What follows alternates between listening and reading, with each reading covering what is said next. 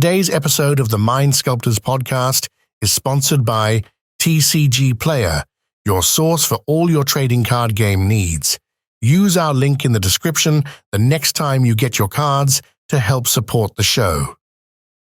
Today's episode is also made possible by our Patreon subscribers.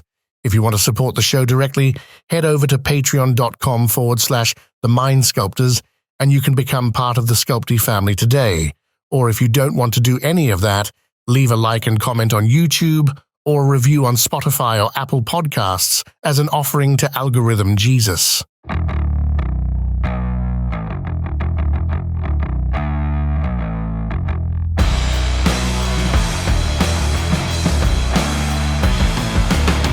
And welcome, everybody, to the Mind Sculptors podcast. I'm Callahan. And I am also Callahan. What? Whoa. Whoa. Whoa. Thank you, everybody, for tuning in. If you like the podcast, all that stuff, please you heard what Jace said in the beginning. Today we've got a little bit of a fun episode where I'm going to be doing a little bit of a quiz with Ian. We've been doing the metagame breakdown where we track the metagame stats, and I post about it on Twitter for the past 8 months. I have 8 of them logged, and I thought I had more of them, but I only have 8. Okay. And so what we decided to do is basically what spurred this on was we were talking about Magda versus Najila on the power rankings last week. And you were like, well, wonder what the stats show long term. And so I was like, I wonder what the stats show long term. And so I started looking it up and then decided there's actually a lot of really interesting things in the stats that I think would actually be worth discussing. So we're going to be doing a little bit of a trivia game today. Part of the qualifications I'm going to put next to the stats is, first of all, the general metagame breakdown reminder of a deck had to have a minimum of 10 entries and we were only counting events that had 50 or more players in them. So that basically, there are times where I don't have certain wins, a certain amount of wins you would think would be there because I'm only counting stuff that's what I would consider mid-major and up. So that is one thing to keep in mind. Another thing to keep in mind for a couple of these is that it's also a good reminder that the first handful of SCGCon cEDH events are not on EDH Top 16. Yeah. And even still, not all of them are fully reported on there too. Yeah. So it's very important to have that in the back of your mind with a few of these things, because when I was going through some of the data, I was like, well, that's odd. Oh, but there is also this. So yeah. And the Lotus Con last year is not on there too. I guess this is 8 months ago anyways, right? Yeah. Lotus Con wouldn't have been on there to begin with, but there's just some, like, if you hear a stat that sounds really weird, it's almost entirely because of SCGCon not being reported. Yeah. But we'll get into that a little bit more when or if that comes up. Question number 1. How many SCG cons have been fully reported? But no, so what ended up happening was there's a ton of decks that end up coming through these rankings over the course of 8 months. And basically, if a deck didn't show up at least 4 out of the 8 months, I didn't even bother putting its numbers into the spreadsheet, because there were some where it just like Bjorna and Wernog showed up once. And I was like, I am not spending my afternoon putting in 1 month of data for this. And that is, I think, important to know for anyone watching this, right? Like, there are technically, and not even technically, they're just viable decks that won't be on here because they're just not represented, right? So that is definitely relevant data points, right? Like when we do all these breakdowns and stuff like that, there are definitely decks that deserve to be up in the top cuts that people just aren't playing, right? So that's important to know. Yeah. And, I'm sure you could rattle off a few. I'm sure I could rattle off a few, but yep. I feel like I'm like over contextualizing everything, but it's because I just want to remind people, because I know there'll be people in the comments who are going to get in there and be like, well, what about this? And it's just like, okay, well, so I'm doing it now. I'm getting it out of the way so we can just enjoy talking about this stuff, because I thought there's some really interesting things. So the first question that I have here, well, actually, before I do that, one more thing. So of the decks in the last 8 months that showed up at least 4 more times, there were 21 decks.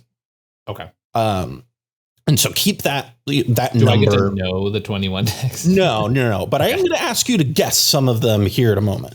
So the first question is, there were 21 decks that showed up on this thing, and what were the 5 most played decks since we started tracking this data in October?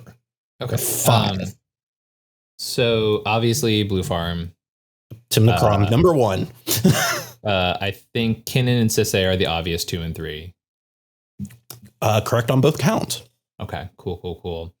I think Tivit's up there too. Yes, Tivit's number 4. Okay, and then there's one more. There's one more. Okay. So you got Tim the Crom number 1, 789 entries. You have Kinnan with 543 entries at number 2.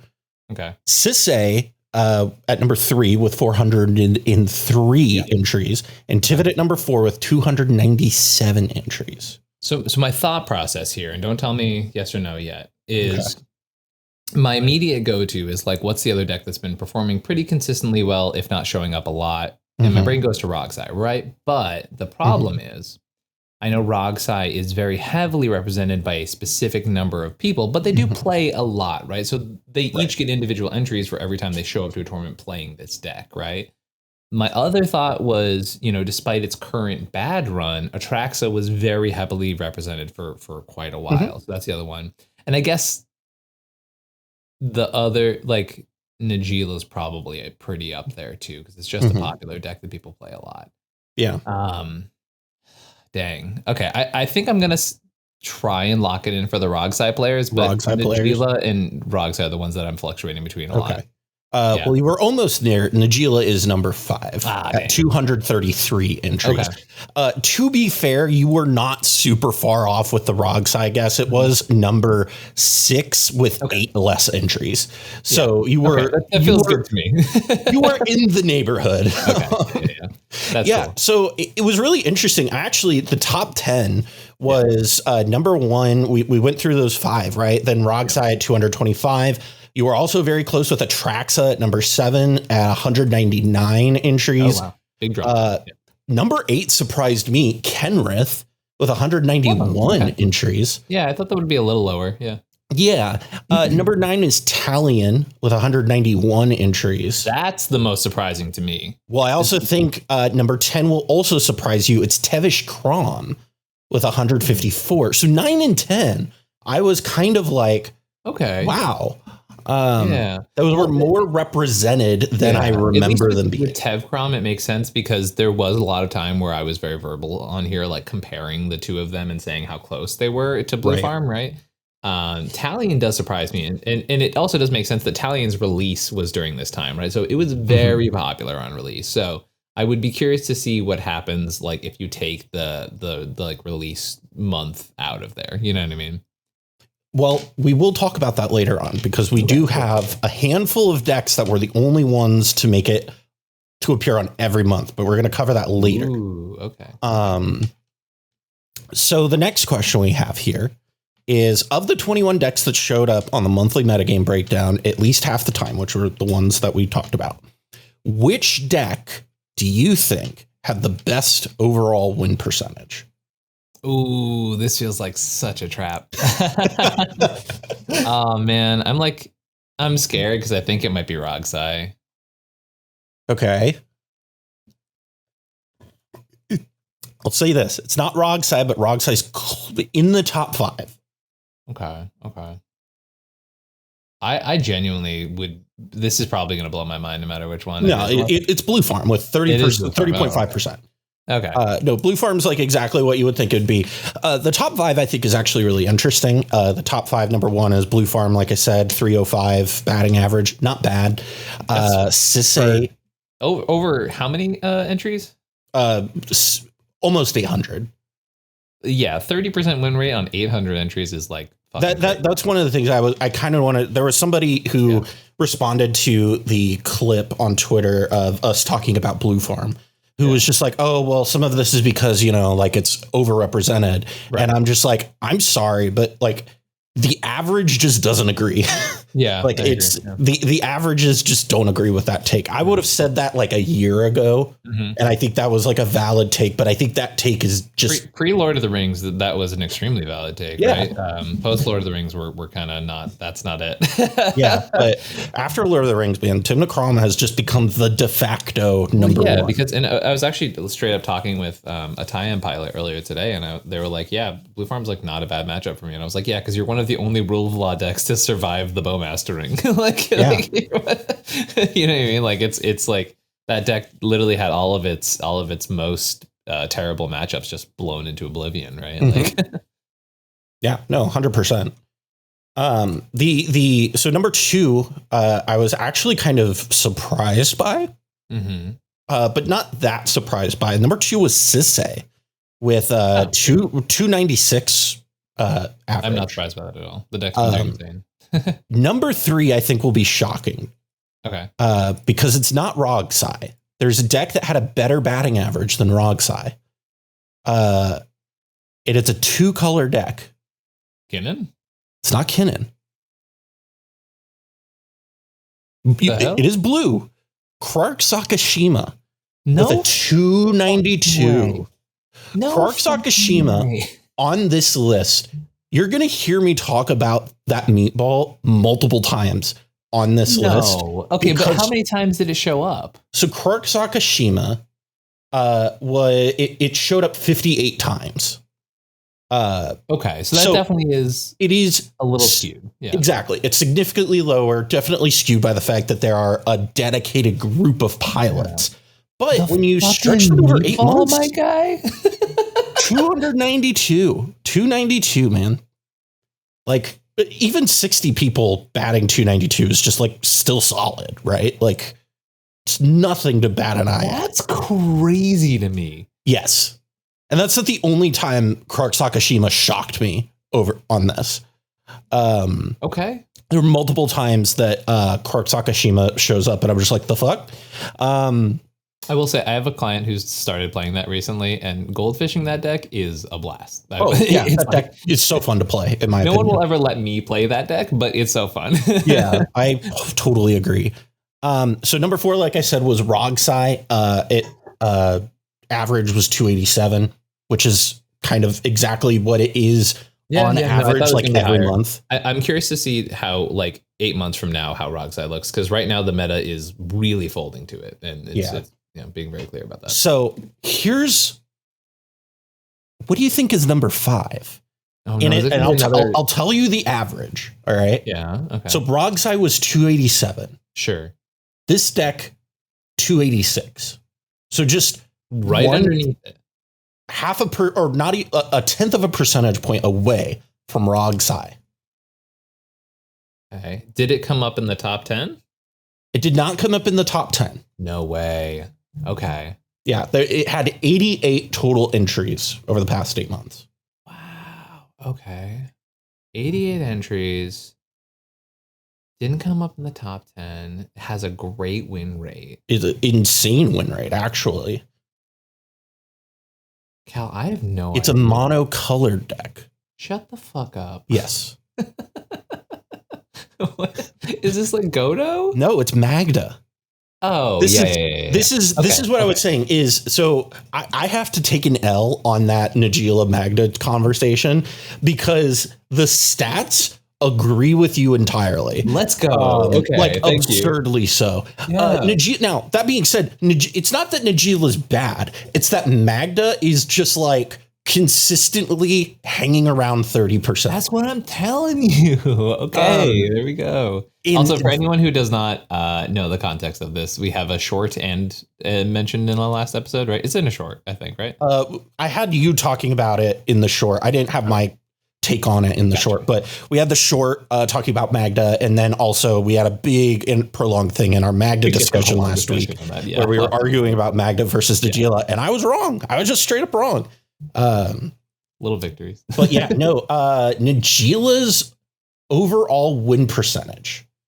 Do you think it is over or under 25%? Under. It is on the nose, 253. Okay. So it is kind of right along the average. Yeah. Which is interesting. Because once again, like it makes perfect sense because there are months where the deck's great and there's months where the deck is doo-doo. Yeah. I will say it never dips below like 22%, which is interesting, but it also doesn't ever get above 30. So it's just like kind of hangs right there around. You said something about, I want to say it was like Rogthras was like the most 25% deck or something like that. And I was like, after going through this the numbers, I was like, shit, I think it's just Najeela is like the most 25% deck. It does. Which also, like, you know, everyone's got to take a second to think about too, right? Like the person who goes undefeated in a tournament and the person whose first tournament it is and 06s with it, they all count. You know what I mean? Like that's something important to keep with these averages in mind for, right? And it does come up with a lot of these decks. Absolutely. So our next question, we just got done talking about the best win percentage, right? Sure. Who are the worst? Who do you think has the worst win percentage? Of the most represented decks. Yes. So there's 21 decks. Yeah. There are, what deck do you think has the worst win percentage? And I'll tell you, it is 1/10% off from another deck. So it's real. There are two decks that are real close. Okay. So help me understand, because what is the cutoff of these 21 decks? Like, what is the last qualifier for? Is it that they had so much of a meta share or a win percentage? It's the same. I'm just pulling if it is on my metagame breakdown, I put it into a spreadsheet 10 representations. Yeah. So if it showed up 4 times over the past 8 months, it got onto this spreadsheet. I will tell you both of these decks that are like basically tied for last have showed up 5 times and 6 times respectively. I think Winota's probably there, right? No, it's not Winota. No. Okay. There's a deck that I think you will probably know because it's a deck that we rail on about a lot. Is it Keurig? Crick is not the worst, but it's damn close. Of course. It is bailed out by a 3-color deck. Ooh, a 3-color deck. Yeah. And it's a 3-color deck you've played recently. Corvold? Yeah. Corvold's the worst. Has a win percentage of 206. Wow, that's bad. It's very bad. That's really bad. It's really bad. So the 5 worst. So I told you it was Corvold and Crick, right? We're basically tied for last. Crick 207. Crick is just actually played less than Corvold. Yeah. And just performs like a little bit better because like it can snipe a tournament. Greedy Dragon's going nowhere, huh? Damn, that's so sad to me. I mean, after playing it in Vegas, I kind of get it. Yeah. The deck feels good until you're asked to do anything hard. Anytime somebody is like, here is any interaction, you're just kind of like, oh, well. And it's that, right? Like you have creature combos, but then you have to use like an instant or sorcery to like get through to the next step. Or you have to be like, do you trust me? I'm playing Corvold. And they're like, no. Yeah. Yeah, that's kind of the thing. And I think it's interesting how like these two decks like kind of occupy the same space where it's like they have very dedicated pilots who can do well on them. Yeah. But when you get them into like the general hands and you kind of pump their numbers up, you start to see the flaws in these strategies. Yeah, absolutely. So we just the other decks that were on the worst here.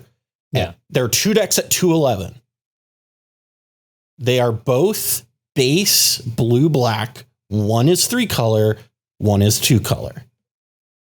Is Talion one of them? Talion's not one of them. Okay. Another base blue-black deck? What the fuck? Who even plays so Yuriko is one of them at 211. Oh, yeah. That's... Dude, every time someone brings me Yuriko lately, I'm like, listen, love the hustle. Find a different deck. I was going through doing shorts, and I looked at I was trying to pull shorts from our question Q&A episode, and the question about Yuriko, and it just makes me laugh because as I was pulling shorts, I was also pulling these numbers. So I was just like watching that clip and reading this number at the same time. And I was just like, I think we're properly evaluating Yuriko. Yeah. It's bad. The other deck that I was talking about, there are 2 Malcolm decks. Malcolm Timna at 211, Malcolm Vile at 220. That doesn't surprise me. My God, Malcolm Vile is... I listen, I love Malcolm Vile. You cannot play Malcolm Vile like bad Rogsai. And for some reason, so many freaking people play the deck like that. And the same thing with Tevish Crumb that I was talking about last week, where people are just like, oh, it's Grixis, I got Turbo. Oh. And it's just... Yeah. Not what the deck does, guy. I'm still boggled by Malcolm Timna, to be honest. I think that deck is way better than those numbers. Stop playing Doomsday. Yeah, I mean, it won't solve the question, but it will definitely help remediate the problem. Will not hurt. It can't. Yeah, it cannot hurt the problem. I vehemently agree there. It's just but Malcolm Timna is just tragically bad. So we talked about the worst win percentages. What 4 decks do you think have not won a single tournament or don't have a single tournament registered that would have made the meta game breakdown? Right. So there are 4 decks that over 8 months have a big old goose egg in the tournaments. As far as big W's. Yeah. Okay. I know this one I'm going to do a lot of thinking out loud. Yep. Cross off Rogsai, cross off Najila, as far as my understanding. Cross off Tivit. Tivit just had one. Cross off Blue Farm, obviously. Cross off Magda, I know for a fact. We can cross off... one of the first ones coming to mind is probably Rogthras. That one feels like maybe it does not have a W. It didn't even make this list. It hasn't showed up enough to pop onto here. Well, it definitely, okay, fair enough. Okay, so I know Magda has one. I know... we just talked about a few of them. We did talk about a few. So some of the worst performing ones. So these right? Yeah. But Keurig does have one because we just covered it last week. does have one. Yeah. So... Malcolm Vile, I definitely assume, has not won a tournament. Malcolm Vile, big ol' 0 right there. Big ol' goose egg. Malcolm Timna hasn't either? Yeah? No, Malcolm Timna has one. Oh, okay, has one. Yeah. Good for you, random Malcolm Timna pilot. You're keeping us alive, the people who still believe. The on paper should be the best partner pairing deck in the format, but for some reason is built weird. Does Greedy Dragon not have one? Corvold's got a big ol' 0. Wow. Big ol' 0. Oh, because Sean Angel was the only one who's actually won with it. Yeah. Rip. Yep.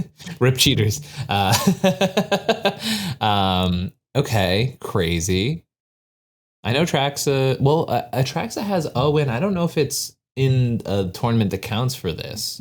You're correct. Traxa doesn't have one that made the metagame breakdown. I do have in my notes in bold italic. Make sure to remind people did win SCG Columbus. Yeah, NATO definitely has won a tournament. Yes, but that's really that wasn't reported, so it didn't get onto the metagame breakdown. Funny, and that's why I did all of that contexting earlier because it was this is important. This is the part where that comes up. Yeah. But I am going to point this out. So technically, There are 4.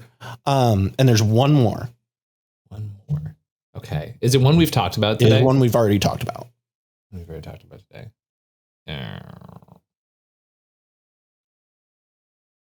I think Kenrith is one. Yeah. No, I mean, we did just talk about it in the loser section. What am I missing? It's Yuriko. The 4 decks were technically Atraxa. Yeah. Even at 1, it's not great. Mm-hmm. And then there are, but really the big losers being Malcolm Vile, Yuriko, and Korvold is just one of the things that I think is just like, I was not expecting, because there most of the decks on here have at least one. Like hell, Tyam has a tournament win on here, right? Yeah. But like in to be fair, the average tournament wins per deck was, and this is accounting for the fucking 28 that Tim Necrom has. So I took that stat out to draw this average, because Tim Necrom just like, pushes everything so far, the bell curve so high up because of that. The average is still like anywhere between 2. It's like 2.5 is the average tournament wins for all these decks. Yeah. And then there's Tim Necrom. If I add Tim Necrom in there, it like skews the average horribly. So I took it out to make that number. But yeah, those 3 decks are also 3 of the most losing decks. Let's look at this. I think let's get into more like tournament specific numbers. Okay. Of the 21 decks that showed up on the monthly metagame breakdown, which deck had the best tournament win percentage? So this isn't number of tournament wins. It's how often were people converting wins, like winning tournaments, per how many entries they had. Oh, it's got to be Tim Necrom, right? They're almost tied. They're down by 0.001 by 1%. There's one deck that is slightly. There's one deck that is 1% more.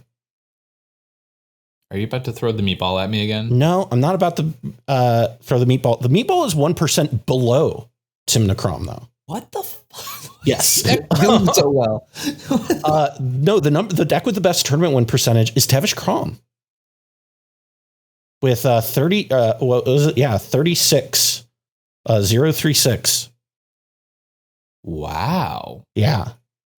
So that's a 3.6% win, percentage there. So the deck isn't doing well, but it is winning. Yes. So it's a ceiling floor deck then. Yeah, like pretty absolutely. Right? Yeah. And Tivit was also similar in that regard, where Tivit, also was a deck that like kind of sat in the middle, but of the decks with like that many entries was towards the top of that group. Magda was also up there with a 2.3% conversion, and it might not sound like a lot, but I mean, like Tim Necrom had a 3.5% tournament win percentage. Kark Sakashima with a 3.4, and then the number 4 deck is 2.6, so it's a whole percentage point less. Whoa. Yeah. And that is what I found. Tevish Crom, Tim Necrom, Meatball, big drop. Big drop. And that's the thing where it's like these small little, like 0.5% is like a huge deal when you're talking about tournament win percentage. Because the number is just naturally really low. That's crazy, isn't it? Though I saw that and I was just like, Tevish Crom has a 26.5 win percentage just generally, just barely above average, right? Yeah, it's like slightly above average. But its ability to convert once it makes a top 16 is one of the best. That's wild. Yeah. Huh. I don't know what the reasoning for that is. Kark Sakashima, I feel like you can like reason that out fairly well, where it's like people who play Karkashima live and breathe that deck, right? It's kind of the same thing with like Magda, right? Where Magda's like the people who play that deck live and breathe that deck.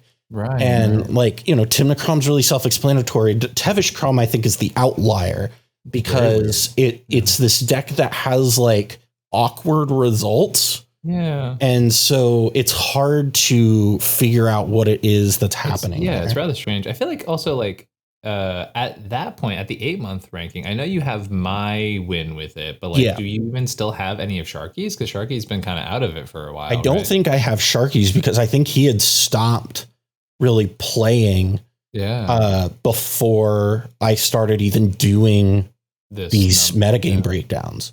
That's kind of crazy. Yeah. So, I mean, 5 tournament wins over 8 months is really good. That's also like, there's a handful of decks that have 5. But yeah, that's a huge number there. Fascinating. So yeah. So, let's look at top 4s. So Tymna Krom had the best top 4 percentage of 10.5% during this 8 months. Wow. That's great. It's genuinely crazy. Yeah. We've talked about before is that anytime a deck has a top 4 percentage in double digits, that is notable. Because it is extremely hard to top 4. Now, of the 20 other decks that showed up on this breakdown, what deck is the only other deck to have a double-digit top 4 percentage? Gotta be Sisse, right? It's not Sisse. They're number 3. Okay. And so number 1 is Tymna Krom, right? With 10.5. Sisse's number 3 with 8.4%. So number big drop. So number 2 hits 10. Of all the decks we talked about, top decks that hit that top 4, is it Magda? It's Quark Sakashima. What the? Someone explain this to me. Quark Sakashima has had such a, now again, 58 tournament entries. Right. So like the number is definitely skewed, right? Yeah, it's a little skewed. But that's still 6 out of 60 people, right? Like that's still pretty good. What is happening? I don't understand. I maybe Quark Sakashima is better than we think it is. Yeah, or we're gonna drop this video and the win percentage is gonna go to 2. Like it's like they're gonna be like, I don't know, we shouldn't let them untap, and it's like, they untap, damn it. Now, notably, Magda is number 4 with a flat 8% top 4. All right, so like even when I'm off, I'm not that off. Which makes you're like in the neighborhood. Yeah. Number 5 shocked me. Okay, it's Thrasios Tymna with a 7.5. Yeah, exactly. What? They had 5 top 4s, and I think that can almost entirely be attributed to Reed and Morgan. Like that is almost all of that is too, right? I want to throw out. Yeah. I think there's those handful of people who just still play Thras Tymna who do well. But are they even like showing up at tournaments of that size? They have gone to at least 2 over the past. Reed's also been like maining Chowder too, right? Like correct. I don't know. Literally the only one I can think of is Jacoby at the Boil, right? And then apart from that, I haven't seen this deck at all. Yeah. I guess. Well, there was the Top Deck Expo top 4 guy who was playing like the weird Staxy Tymna. Yeah, that wild deck that you talked about on your channel. Yeah. But yeah, no. Number 5 Thras Tymna. Number 6 was Tivit. How many entries in total? 67. Wow. Yeah, Thras Tymna is not super popular. To the not dead, right? Like obviously not dead. Which is kind of the hilarious part though is its top 16 percentage is 19.5. That's so bad in comparison. So bad. Okay. But its top 4 percentage is great. You know how there are Swiss decks? Well, there's also top 16 decks, and apparently Thrasios Tymna is one of them. So if somehow you can overcome a, less than 20% chance of making top 16, yeah. Tivit number 6, notably 7.5%, and then it like drops down to like 6% with like Tivit's a very good top 16 deck. It's an incredibly good top 16 deck. Yeah. Moving on, of the 21 decks that showed up on the monthly metagame breakdown, only 4 had a top 16 percentage over 25%. What decks are those? cEDH right up there, right? Yep, those two. Number 2, Timnacrom. Number 3, cEDH. Timnacrom had a 31.1%. cEDH had a 28.8%. There's one above Timnacrom? There's one above and one below. So there, you got 2 and 3 right. Well, one of them should be incredibly obvious. Rogsai. Oh, sure. Yeah, Rogsai, number 4, with a 28% top 16 percentage. Just a flat 28. Okay, so we haven't talked about number 1. We haven't hit number 1 yet. And I'll tell you this, it beats out Timnacrom by 4 percentage points. That's a lot. Yes, it is. 36%. No, excuse me.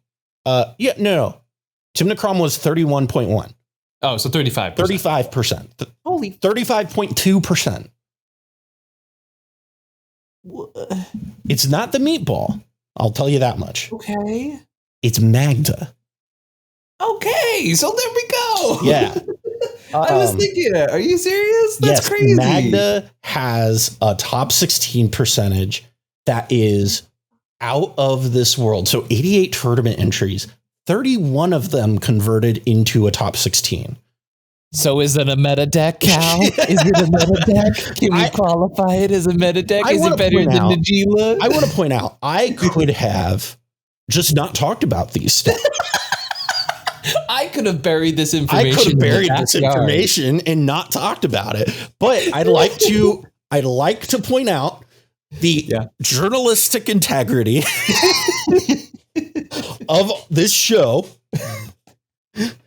because I'm willing to admit I'm wrong. 4 points better than Timnacrom is insane.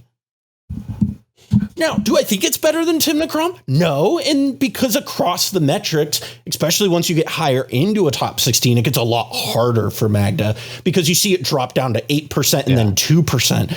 But it's still 35%. Excuse me, what? From a mono red deck. Yeah. That's a 2-1 in a Bowmasters meta.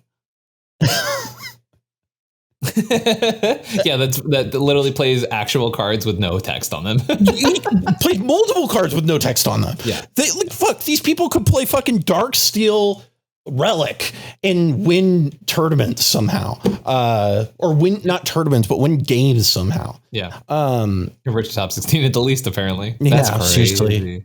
And that is shocking, right? Like, wow. One of the stats that I thought, now Magda showed up 5 times over the past 3 months. And like I said, I think part of why I've been kind of hesitant on it is because like it kind of comes and goes as far as like how prominent it is. But like 35 fucking %, like, okay, maybe there's a little bit more to this. So out of how many entries in total? The total entries for Magda was 88. Pretty good. Yeah, it's like a pretty solid, like, again, like you have over a third of your players are converting. Pretty good. Little dwarf got legs. Got legs, evidently. And they're walking all over me. So now moving on, we talked about this earlier, but there are only a handful of decks that showed up on the breakdown every month. So there are only 8 decks that showed up all 8 months. Which I thought was an interesting round number. It kind of worked nicely there. What 8 decks do you think those are? All right, Timnacrom and cEDH, obviously. Yep. Rogsai, right there. Yep. Number 5.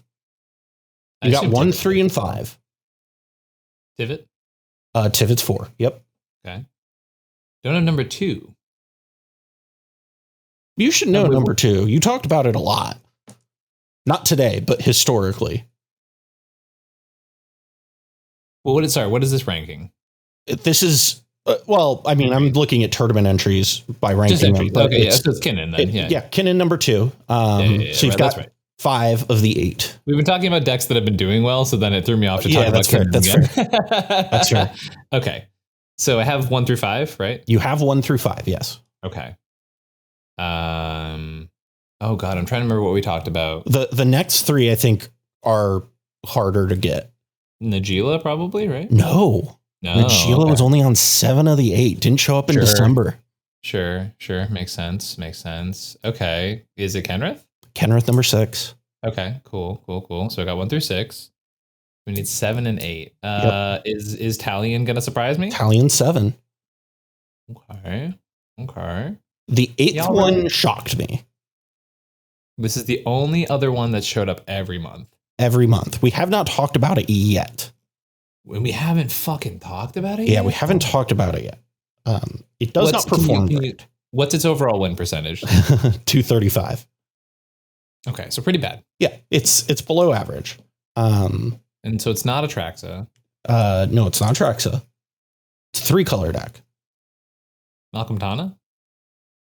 No, but you got the colors right. It's a teamer deck. Mm-hmm. Is this Paco and Halden? It's not Paco Halden. Paco Halden didn't show up at all. I was like, it's not Rog Thras, not Paco Halden. Am I dumb and missing a very obvious teamer deck? Dargo Thrasios, baby.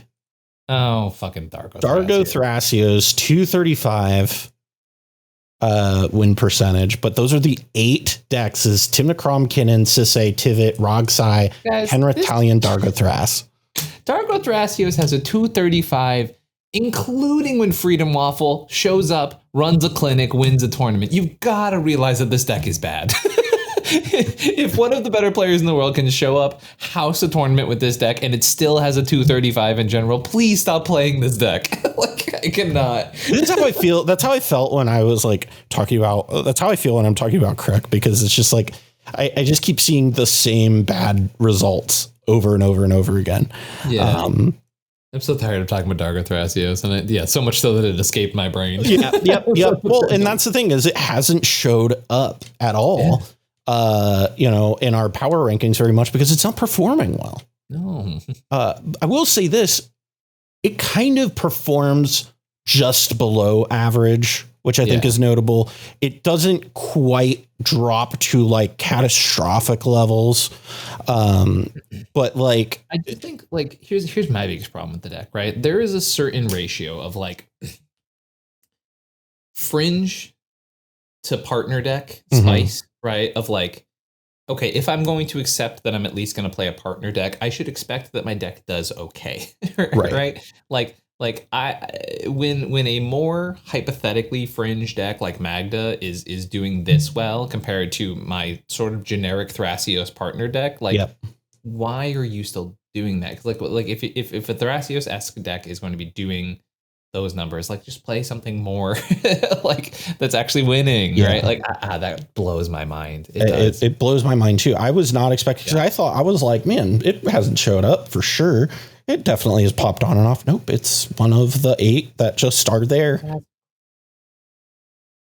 I cannot believe that. I have to type Dargo //Thrasios into a spreadsheet once a month for the past 8 months. Yeah. Wow. Yeah. Next question. I only got a handful of questions left for you, so don't worry. So of those 8 decks, we're only going to be talking from here on out about those 8 decks. Okay. So just remind me that's so it's Timnacrom, Kinnan, Sisay, Tivit, Rogsai, no Najeela here. Rogsai, Kenrith, Talion, Dargo Thrasios. Yeah, that list gets really fucking weird at the end. It's really fucking weird at the end. So of those 8 decks, which deck has the least amount of tournament wins?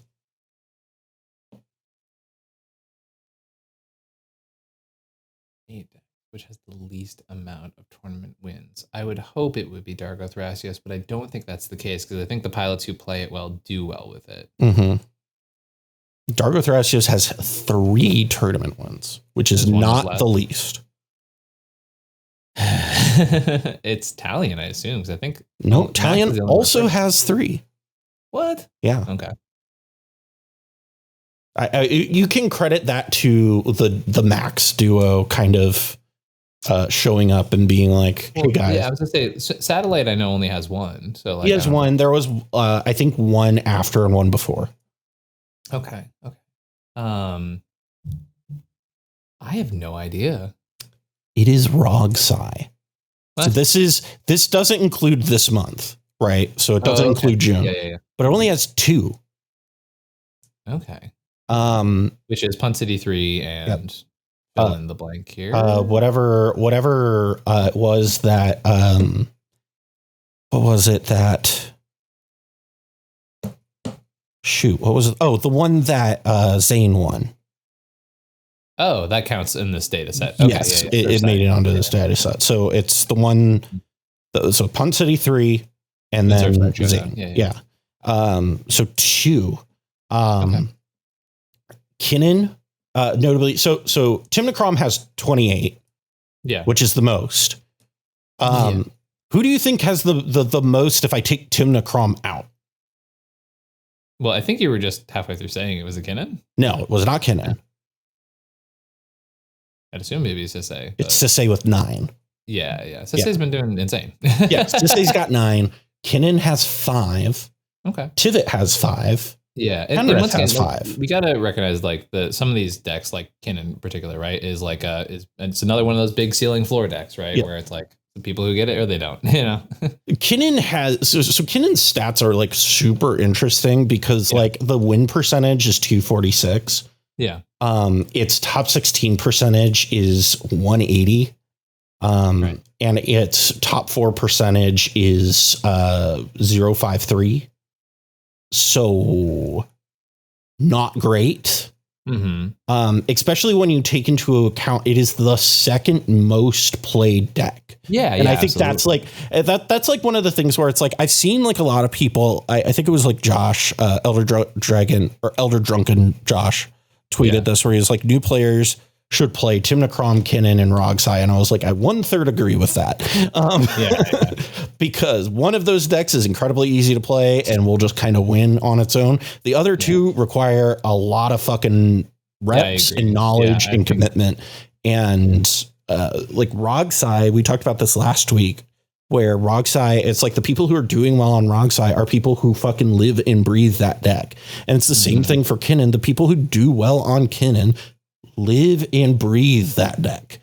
And if you aren't committed to living and breathing that deck, or Sisay, or Rogsai, or Tivit, play Tim Necrom. Like that's Tivit's a great example of that too. If you're not willing to live and breathe the Esper control strategy, you're gonna have a tough time. Yeah. And it's the same thing with Rogsai, just on the other end of the spectrum. In fact, those 2 decks mirror each other in a lot of respects across the stats. Right. But like, it's just like, it's a play style difference ultimately. Yeah. And I think that's what's the most shocking about all of this information. I thought it was wild. Some of the numbers that I'll send you over everything here once we're done. But going through this was interesting. So like for you here, as we're kind of done after we go through that, what for you, because I know for me, there was like a lot of assumptions I had made that I was just like, oh, that was just not right. Right. Yeah. Like, what is the assumption you made about the metagame over the past like 8 months that you were just wrong on? I mean, so like big things, and it's so weird too, right? Because like players, I mean, the Dargo Thrasios example is enough to say like, just because people play a deck doesn't mean it deserves to be on this, right? This in these conversations, right? But I mean, that may be more even solidified. It's just like, I feel like the cultural zeitgeist is informed by a lot of different things, right? And there are many factors that are not exactly equated to like best tech, right? Yeah. it is like nauseating looking at how much above everything else Tim Necrom is doing, right? It's like honestly sickening because it's just head and shoulders by like a wide margin better. Mm-hmm. Like a glaringly wide margin. Right. And then unfortunately what we then run into is confirmation bias, where people who are good are not challenging that at all. And then or at least not as frequently, I shouldn't say, not every single person who is a good Magic player is folding to Tim Necrom, right? But like a lot of them are. And what we're seeing then is, well, now the good players are playing Tim Necrom, right? And it's like, okay, well, so it's like, yeah, there's definitely a funneling effect, right? And that's a little disappointing. I hope, that something in the format can change a little bit where it's not that cut and dry. I've already expressed what I think would easily do that, but this is not the platform for that. Yeah. The Karak Sakashima stuff, obviously, like pretty surprising, right? That stuff gives me hope, though. This is the same thing with Sisay, right? Like I cannot state this enough, right? That trying new stuff, exploring in the format gave us basically Sisay, right? Like it was not a deck that was talked about at the start of basically fetching these numbers, right? Like not nearly in the way. Now it's kind of like at the bottom of the 10 generally. Like it was kind of putting up like, hold on, let me look here at the tournament entries. The tournament entries for Sisay. Oh, I guess is it Captain Sisay or is it just Sisay? Yeah. I keep like scrolling right past it. So Sisay, when it started out, was like at 26 tournament entries, 26, 25.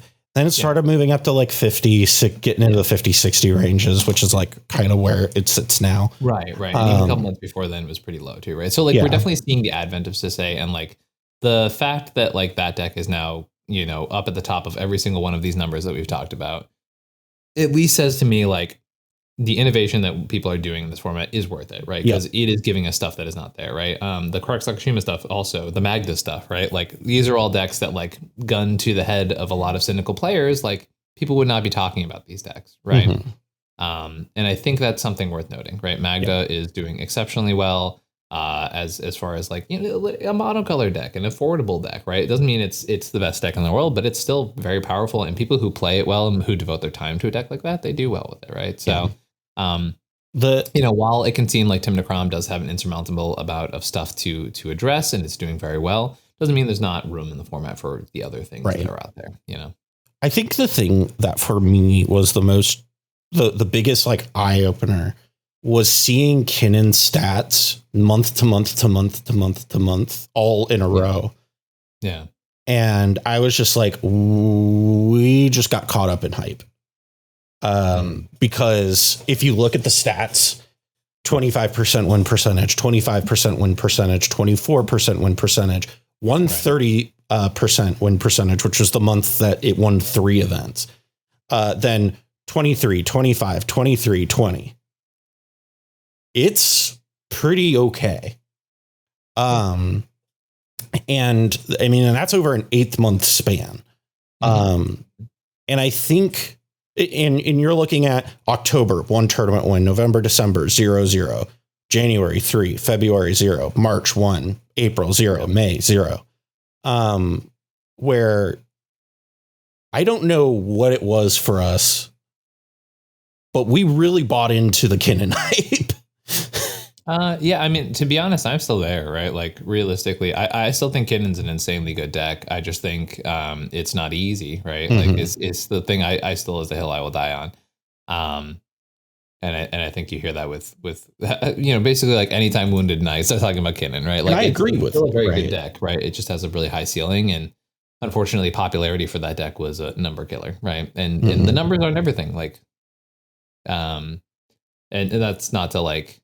My point in saying that is like a good Kinnon pilot will win tournaments with Kinnon, right? Like, and that's the awkwardness about assessing some of these decks. However, like the things the numbers should tell us is that Tim Necrom is good kind of no matter who's got it on hands on it, right? Meaning it's a good fucking deck, right? Tim Necrom is so uniquely good. Like let me go to the month to month. Yeah. Because it's gross. So when we first started, it had a rough month, 27.8. Okay. And I'm just talking flat win percentage. Then it went up to 29.6. Then it went up to 32.3. Then it was 32.8. Then it had February was its worst month on record of 26% win percentage. Its worst month is still above average. Then 324, 321, 311. Like, makes sense. It is just bananas how different, like how shockingly huge the gap is between 1 and 2. And you know what? The first month there, 8 months ago, guess what that was? That was October, right? Yep, that was October. Makes sense, right? October was right about the time people started to go, oh, wait, everything that stopped these decks is kind of dead, huh? I can just play Blue Farm and not get punished anymore. All the things that used to punish this deck are kind of irrelevant. Cool. Right? Like, that is just kind of it, you know? Yeah. Yeah, I think Timnacrom is a very like interesting analysis where you also had a month where it just won March at 8 fucking tournament wins, which I remember saying it when it happened, and I'm going to say it again, is that's just like alarmingly high. Yeah, I agree. It is just, you know, again, I don't know. I think your estimation of like Bowmasters going away is probably like the best answer overall that doesn't screw over other decks. I think. But yeah, I think Bowmasters probably it at least brings it back down to planet Earth. You know what I mean? Brings it out of fucking orbit. One thing that I thought was interesting too when I looked at these stats is kind of how like consistently Tivit and Rogsai perform along like very similar numbers. The difference is that the spectrum different, right? the big difference is that Tivit's win percentage has more bottoms out a couple times, where Rogsai never has a bottom out month. I think Rogsai had, let me look here, that its worst month was 225, 237. And that was October and December, which were two of its worst performing months on record, even at that time. I remember that being notably low for them. And Tivit's worst months are 184 and 211, which is worse. But the rest of it is hand in hand with Rogsai, which I think is really interesting. So it's like the bottom out potential of Tivit is higher or lower, whatever. So it has more of an opportunity to just fucking wreck. Yeah. But when it's played along a reasonable axis, it tends to perform just as well, and performs really well in the cut after the cut. So I don't know. It's interesting. I think the Kinnan thing was the biggest shock to me of looking at those numbers and going, what the fuck was I thinking? Of just looking at those win percentages and being like, man, I was on some straight fucking coke. Well, I think we also were much more hyped about Kinnan before the numbers we've talked about right now. We were, right? yes. And that makes sense because once again, like September, October is when the Bowmasters One Ring sort of revolution of things, that was when that kicked off, right? So literally right when we start tracking this data, Kinnan just starts doing bad, right? Because the format drastically warps, right? Yep. And the decks that were locking down Blue Farm that Kinnan broke parity on like a motherfucker, dead, right? So just I got to read these Crick win percentages to you because they're hilarious. I was wrong. It was not its May was not its first month above 19%. That was March when it was 245. Okay. So its best win percentage outside of May at 301 was 245. February, 192. November, 195. October, 131. Woof. Guys, I'm glad you had a good month. Congratulations on the tournament win. I think it's time to graduate. Yeah. I just listen, and this is one of the things is because I'm sure there will be people who will be like, oh, but you talk about exploration and all this stuff. Listen, when you have 5 months of data and you have, let's see, 350 games logged, which is what I have here. I think you have done some exploration at that point. I think after 350 games, the exploration, I think it's more of the fact that you have mapped out the new world and you found out that the new world is in fact not India, is kind of what I see happening here. And sure. Good thing you don't go too deep with your metaphors. Yeah, I go a little too deep with it. But, just as Crick players should learn not to play Crick, I guess I'm going to learn not to. Or as they don't learn not to play Crick, I'm not going to learn to make not deep metaphors. You sassy bitch. Yeah, I'm a sassy bitch. But it's just like some of these numbers, man, are fucking wild. And I sent you the thing so you can like look into it later. But yeah, so that was this episode where we went through some of this stuff. I was like very deliberate in like trying to make sure that it was using only public data and stuff like that, and stuff that like not trying to amend any numbers. I know I made there was a mistake with the Corvold number, but I don't think that changes it. That one in the tournament win box doesn't change anything really. Yeah. So it's just, it's interesting how these numbers. Oh, why we don't have Corvold winning or top fouring Punt City?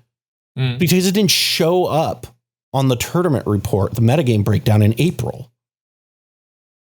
What? April, it didn't hit 10 entries. Oh, right. I forget that is a stipulation. Yeah. Of this thing. So it didn't hit 10 entries. That's why we don't have that win or that top four. That makes perfect sense. Yeah. Okay. Yeah, and that's tough when data gets skewed like that, right? Because that is that is definitely a relevant performance by the deck. But, right. Yeah, that makes sense. Yeah. Okay. That at least explains that part. Yeah, that explains that part. So I feel less bad about not making a glaring omission and actually just like forgetting the context of the way we do our breakdowns. Yeah.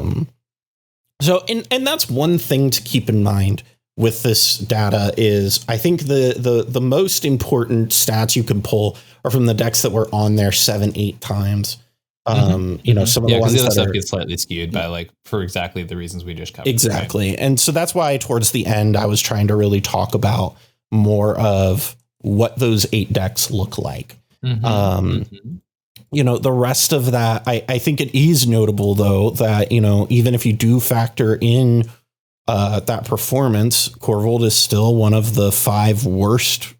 Oh yeah. Crick again, even with its great month, still at a 207. I don't understand Malcolm Timna at all. It just continues to baffle the brain, but I don't know. But that is that. And Ian, if people want to get coaching and want to learn how to play Crick better, how can they do that? What's a good option for them? Do you know any CEDH coaches? Yeah, if you are like me and you understand the raw power of Magda, you can find me over at ComedIanMTG@gmail.com. You can find me at ComedIanMTG, Twitter, Discord, or Comedian_MTG over on Discord, the app. Find me in those places, shoot me a DM, and you can get some CEDH coaching in. We do some pretty cool stuff over there, and things are doing well. They're thriving. We got a lot of cool stuff coming up. Big tournaments are on the way. If you're seeing this on Monday, the Cowtowns this weekend, don't wait, don't hesitate. People book this stuff in advance. So come get a schedule. Come figure it out. I can usually pretty flexible about scheduling and stuff like that. So if you don't think you can get in, trust me, you can. Find some time. And coaching's pretty sweet. We have a number of people doing pretty well lately. It's one of the things where like I have some people I coach who I'm like, oh yeah, they just do well, and I'm like, oh yeah, they should probably talk about how great they are. Yeah. But yeah, it's been a lovely experience. Love doing it as my job. Come get some coaching. Absolutely, highly recommend. And if you also would like to support the show, you can go to patreon.com/the Mind Sculptors. Also, you can leave a like and comment. That also goes a long way. And also a little subscription helps as well. So super appreciate that. We will be back next week. I don't know if we're doing a Assassin's Creed set review or not. So we'll probably should at least talk about it. So we'll probably I'm glad we've had so much time to play with these Modern Horizons cards, a very big, powerful set. And also I've totally had all the time I want to explore Outlaws of Thunder Junction too. This is so cool. And I feel so relaxed about how many sets are coming out. Anyway, listen, as a content creator, I love the fact that I have consistent content to make where my job is to talk about it. You know what I mean? I would love to talk about the cards from the last set for a couple weeks. I think we maybe we did talk do about that. them for a couple weeks. No. We talked about our first look at some new cards that are now old, I guess. 2 sets ago, jeez. Yeah. Who even knows what spree means? Commit a crime? No thanks. Whatever, boomer. This has been the Mind Sculptors. We'll see you next week. Bye.